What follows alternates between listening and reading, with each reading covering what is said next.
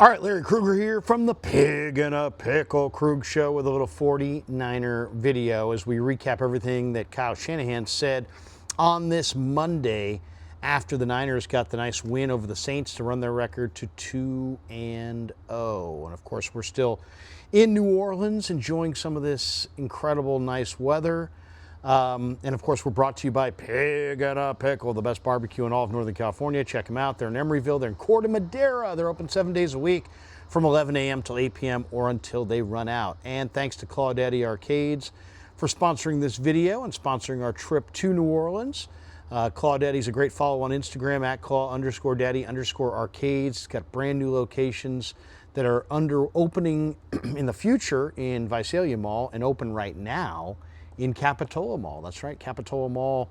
Claudette Arcades is open as we speak. So go check that out. And thanks to Claudette for being a proud sponsor of the Krug Show. All right, Kyle Shanahan spoke on this Monday. Niners are feeling good. They get the home opener on Sunday against the Cardinals, and they'll start Mac Jones in that game most likely. But Shanahan gave us some injury updates. First on Siran Neal. Neal had a big hit on special teams, and it was such a big hit that he concussed himself. So he's got a concussion. He's in the concussion protocol, and we'll have to see how that goes, if he's going to be able to escape the concussion protocol. Spencer Burford has a knee injury. Now, Burford didn't even play, but he has a knee injury that's going to keep him out. I mean, he's not playing, so I guess it doesn't really matter, but Burford with the knee injury. Kyle Juszczyk suffered a concussion in the game, and he remains in concussion protocol and will remain in concussion protocol this week. Juszczyk, got hurt early in the game. They saw him late in the game wearing sunglasses because of the brightness of the lights there in the dome. And sounds like he's going to miss the Arizona game. So Juszczyk very much could be out. Jauan Jennings has got an ankle injury, and he's day-to-day. Aren't we all, as they say. Ben Bartch has got a high ankle sprain. He's going to be out a while. While he's out, Connor Colby is going to take his job. And Connor Colby is the new left guard for the 49ers. Colby played really, really well. And, bottom line is he's better than Bartch. I think Bartch is better than Brendel. So maybe Bartch will get back in there for Brendel, who didn't have necessarily a strong pass protection game. But I think Connor Colby is the starter at left guard the rest of the way. I'd be very surprised if that's not the case. The Niners re-signed Robert Beal to their practice squad. They waived Robert Beal to create a roster spot for Curtis Robinson. And Beal cleared waivers. I mean, just another indication that that wasn't a very good pick. I mean, you're talking about a 6'4", 260-pound guy who looks like an Adonis, who's run sub 4.5, and nobody wants him. Nobody wants him. And there's million teams dying for pass rush help, and here's a guy who's 6'4", 260, who runs in the 4.4s, and nobody wants him. Nobody picked him off waivers. Nobody put him on their active roster. So the Niners put him back on their practice squad. So there you go. Robert Beal is back on the practice squad, and we'll see if he can make something of his NFL career. To this point, he's been, lots and lots of promise, lots and lots of talent, not lots of production. With the win, Kyle Shanahan is now third all-time in wins on the Niners franchise win list behind, I believe, Bill Walsh and George Seifert. Couple interesting things in this game I thought that stood out to me. One was the 49ers found their defensive end closers, their bookend defensive end closers. It's hard to shut the door if you can't speed up the quarterback. It's hard to slam the door shut in the fourth quarter if you can't get a stop on defense.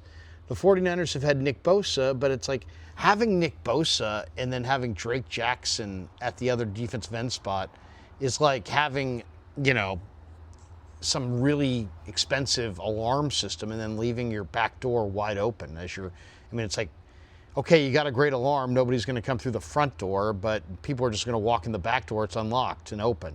That's what it was like having Drake Jackson. Now you have a player in Bryce Huff who's just very dynamic off the edge. He's is he a great, coverage player? No. But as far as an edge rusher with speed off the edge who can really change the dynamics of a game late in the game, yeah, Bryce Huff is that guy. And what a day Bryce Huff and Nick Bosa had. I've been talking about this for a couple weeks. I told you Bryce Huff is the best defensive end the 49ers have had opposite Bosa, period. Doesn't, anybody. Ebukam, D Ford, this guy's better than all those guys. D Ford wasn't bad, but the D Ford the Niners had was old and broken down, which is why Brett Veach took John Lynch for a ride in that trade, picking off a second-round pick for an injured player. So the Niners rode that to the Super Bowl, but Huff's better. And they got Huff for a really, really good price. And look at this combination of finishers they now have with Bosa and Huff off the edges, and then you got Mikel and Yatir Gross-Matos inside. That gives the Niners an incredible NASCAR package, nickel defensive line, sub-package defensive line. But Bosa and Huff are difference makers, man. This is what they combined for in this game on Sunday. 13 tackles between the two of them, 11 pressures. 11. That's a ton of pressures. 2 sacks and a forced fumble. That's a really good day at the office for the edge rushing tandem of Nick Bosa and Bryce Huff.